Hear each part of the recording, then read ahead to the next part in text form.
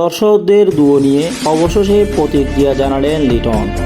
Gallery থেকে বেশি আসছে দুয়োধর্মী, আর সেদিকে উদাসভাবে চেয়ে আছেন লিটন কুমার দাস।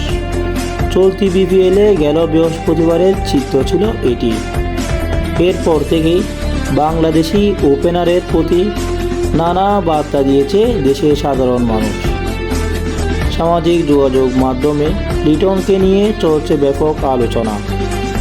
এবার সেটা নিয়ে কথা বলেছেন লিটন নিজেও। পরশু বরিশালের বিপক্ষে ঢাকা ক্যাপিটালসের খেলা চলাকালে মাঠের বাউন্ডারি লাইনের ফিল্ডিং করেছিলেন লিটন দাস। তখনই পিছনে থাকা গ্যালারিতে সমর্থকদের একটি অংশ সমস্বরে তাকে ভুয়া ভুয়া দৌড় দিয়েছিলেন। অনাকাঙ্ক্ষিত সেই পরিস্থিতিতে লিটনের প্রতিক্রিয়া ছিল অন্যরকম। দুয়োদর্নী শুনে পিছনে ফিরে নির্বাক দৃষ্টিতে তাকিয়েছিলেন লিটন। এরপরেই নেটিজেনদের বড় একটি অংশ লিটনের পাশে দাঁড়িয়েছে, সেই দর্শকদের সমালোচনা করেছেন। একই দলে আছে স্বয়ং ঢাকা ক্যাপিটালস ফ্র্যাঞ্চাইজিও। শনিবার এক ফেসবুক পোস্টে লিটনের সমর্থনে নিজেদের অবস্থান বক্তব্য করে তারা। লিটন নিজেও এরপর সে পোস্ট শেয়ার দিয়ে লিখেছেন নিজের অনুভূতি। নিজের ফেসবুক ওয়াল থেকে লিটন লিখেছেন, আমার দল ঢাকা ক্যাপিটালসের এমন অসাধারণ আচরণ সত্যি আমার মন ছুঁয়ে গেছে। যারা আমাকে এবং আমার সব খেলোয়াড়দের প্রতি চড়াই উত্তরায় সমর্থন করেছেন তাদের সবাইকে ধন্যবাদ। আপনাদের বিশ্বাসটাই আমাদের কাছে বড় কিছু।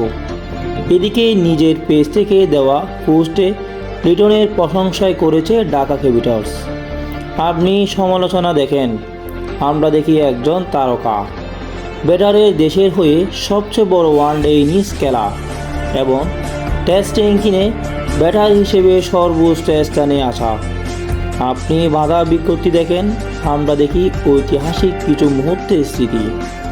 লিটন, আপনি আমাদের ভালোবাসার প্রতীক, আপনি আমাদের গৌরব।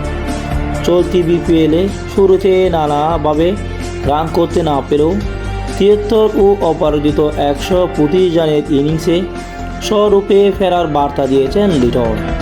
ঢাকা ক্যাপিটালসের হয়ে তিনি চলতি আসরে এখনও পর্যন্ত ৭ ম্যাচে ৪২.১৬ গড় এবং ১৫৫.২১ স্ট্রাইক রেটে ২৫৩ রান করেন। তবে তার দল ৮ ম্যাচের মধ্যে জিতেছে একটিতে। ফলে পয়েন্ট টেবিলে নিচে সবার এখন ঢাকা ক্যাপিটালস।